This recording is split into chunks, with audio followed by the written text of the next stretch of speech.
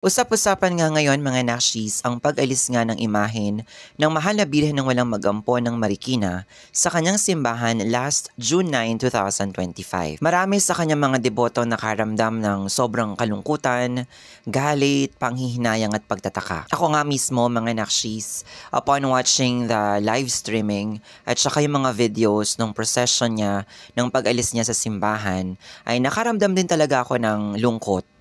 No, yung yung pagkatahimik ng prosesyon, sinasabayan ng pagpatak ng ulan.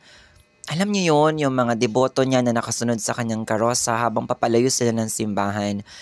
Nakakalungkot talaga siyang mapanood that time. Kaya naman kasabay ng kalungkutan na ito, lagi nating iisipin na ang plano ng Panginoon Diyos ay palagi mas nakahihigit sa plano nating mga tao. Sa mga nagsilabasan ng mga kwento ng mga deboto, dito nga sa mahal na birhen ng walang magampo ng Marikina, doon ko nalaman at naramdaman kung paano nga ba nila pinahahalagahan ang imahe na ito at minamahal. Kaya't maiintindihan natin kung saan nanggagaling yung sobrang kalungkutan ng mga debotong ito. Dami nga ding nagko-comment sa live ko regarding the issue, kung ano daw ba yung masasabi ko sa nangyari na ito sa birhen ng walang magampon ng Marikina.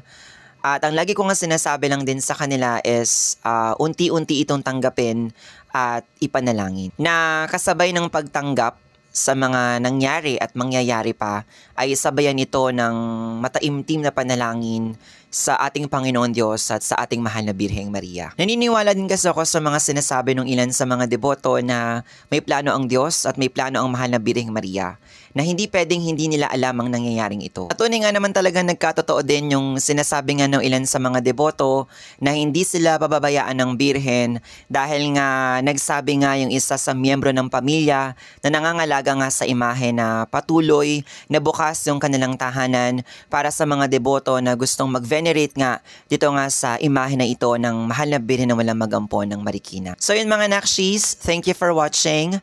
Nawa sa pangyayari nga na ito ay lalo pa nating maipakita yung ating pananampalataya, pagmamahal at pagdedebosyon sa ating mahal na Birheng Maria.